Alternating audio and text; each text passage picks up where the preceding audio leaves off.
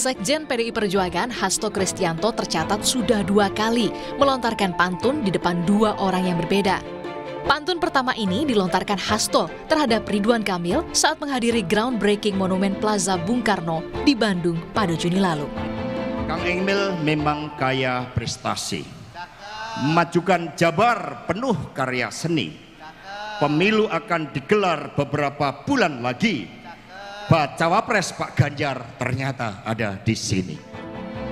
2 bulan berselang, giliran nama Menko Polhukam Mahfud MD yang juga mendapatkan pantun dari Hasto saat menghadiri forum diskusi pemilu yang disiarkan YouTube Kemenko Polhukam. Hasto sebut Mahfud sosok berintegritas yang lurus tegak. PDI nomor 3, pantunnya 3. Siapa yang tidak tahu Profesor Mahfud MD? Salah satu bacawa pres yang lurus tegak dan suka wedang ronde. Pemikirannya luas hingga beberapa dekade. Di tangannya rakyat semakin pede, saudara-saudara sekalian. Diberi pantun dari Hasto, begini kata Mahfud. Ini kalau ini Pak suka goda nih. Ini teman saya lama. Sahabat yang menggoda orang tua. Goda-goda aja enggak apa-apa. Komentarnya berarti nggak apa-apa itu Pak? Iya enggak apa-apa dong. Keputusan gitu. Ini ada namanya kira-kira politik.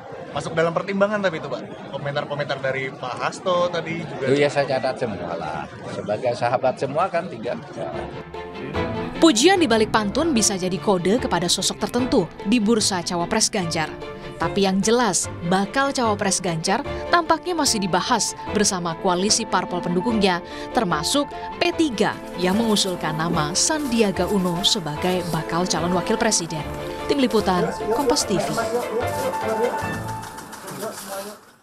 Jelang Pilpres, Sekjen PDI Perjuangan rajin ciptakan pantun kepada sejumlah tokoh. Benarkah ini jadi komunikasi politik kode bakal calon wakil presiden Ganjar? Atau hanya sekedar seloroh politik? Kita bahas bersama analis politik Universitas Islam Negeri Syarif Hidayatullah. Ada Mas Gun-Gun Herianto. Mas Gun-Gun, para politisi sibuk berpantun. Selamat sore, Mas Gun-Gun. Nggak cocok ya sebenarnya ya. Tapi nggak apa-apa, langsung aja nih Mas Gun-Gun. Pantun ini, pantunnya Mas Hasto ini maksudnya untuk kode apa cuma seloroh, cuma jokes aja?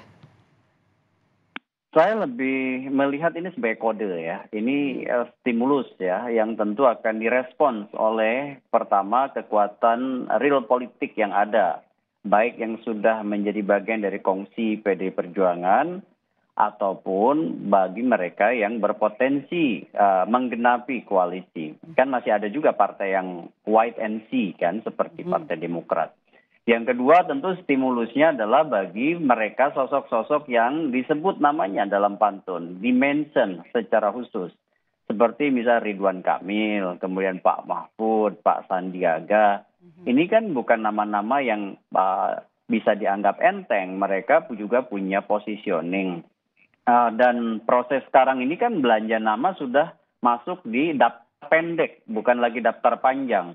Jadi tidak ada satu pernyataan, apalagi sekelas sekjen, yang tanpa intensi untuk memengaruhi lingkungan politik, meskipun dikemas dengan pantun, dikemas dengan... Mas Gun-Gun, tapi pantunnya cuma buat 3 nama doang nih. Apa maksudnya? Apa ini sinyal cuma ada 3 nama yang masuk dalam bursa capres dari Ganjar?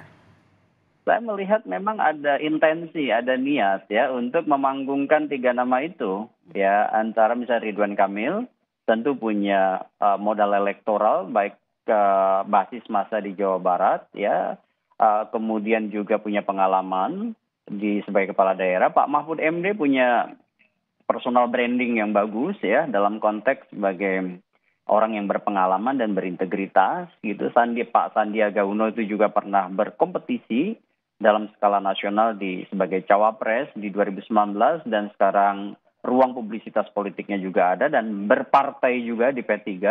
Jadi menurut saya ini sedang memainkan 3 persuasi kekuatan real politik yang kemudian berkongsi sekaligus ini juga menjadi bisa semacam uji reaksi ke publik ya. Kenapa? Karena terbukti bahwa hari ini kita membahas dan kemudian nanti akan ada guliran opini publik, nanti siapa yang kemudian mendapatkan sentimen positif, tentu ini diukur juga oleh Berarti ini salah PDI satu strategi Perjuangan. yang digunakan oleh parpol pendukung Ganjar ya, PDI Perjuangan utamanya.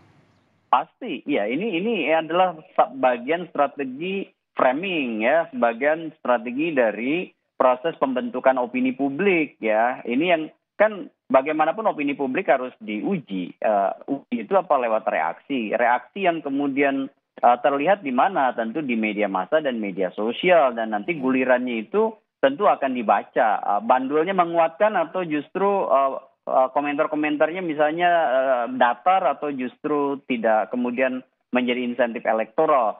Tentu ya bacaan-bacaan faktor-faktor lain juga ada yang tentu sifatnya dibaca oleh elit jauh-jauh hari. Misalnya soal chemistry, soal cost of entry atau biaya masuk gelanggang pertarungan, soal faktor-faktor lain misalnya diterima atau tidak di kekuatan partai yang akan menjadi mitra koalisi, ya itu pasti sudah dipertimbangkan. Apa keuntungannya untuk parpol pendukung dengan pantun-pantun ini? Apakah ingin tes ombak elektabilitas ketiga nama ini, Mas Gun-Gun? Kalau pantun ini kan hanya semacam stimulan yang sifatnya mudah, karena apa? Ini kan pasti dengan easy listening ya. Gampang didengar, dan itu kemudian bisa memantik yang disebut dengan mungkin respon publik dengan cepat. Saya kemudian intinya sebenarnya lagi 3 nama ini kan mau disebut dengan cara istilah komunikasi itu namanya CPM, Communication of Privacy Management. Ini 3 nama udah mulai dibuka, tapi dengan cara pengamanan dibukanya itu dengan hati-hati. Misalnya lewat pantun, gimana reaksi publiknya, bagaimana reaksi kekuatan real partai politik menanggapi itu, dan itu pasti sebenarnya akan ada perbincangan-perbincangan di belakang panggung ya yang itu lebih pada bagaimana memadatkan menjadi kesepakatan. Oke, Mas Gun-Gun, apakah kalau menurut Mas Gun-Gun nih, apakah nanti model komunikasi seperti ini lewat pantun-pantun bakalan makin sering digunakan atau juga terus bakalan ramai sampai nanti pemilu 2024? Ya, pantun sebagai salah satu medium akan tetap menarik ya.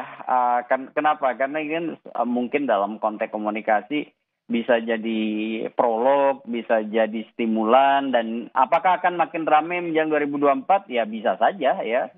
Dalam konteks kampanye misalkan udah tradisi lama dipakai itu sebagai ice breaking ya. Ya kan, pantun misalnya dipakai oleh elit untuk memengaruhi sekaligus memersuasi, misalnya micro targeting, halayak-halayak yang kemudian didatangi ya dengan membangun keintiman, kedekatan misalnya dengan pantun. Kalau sekarang konteksnya kan proses kandidasi nih hingga 10 Oktober, maka proses itu ditujukan kepada mereka yang dipersuasi, mungkin ditimbang-timbang lah menjadi satu di antara calon atau bakal calon wakil presiden begitu untuk Ganjar Pranowo.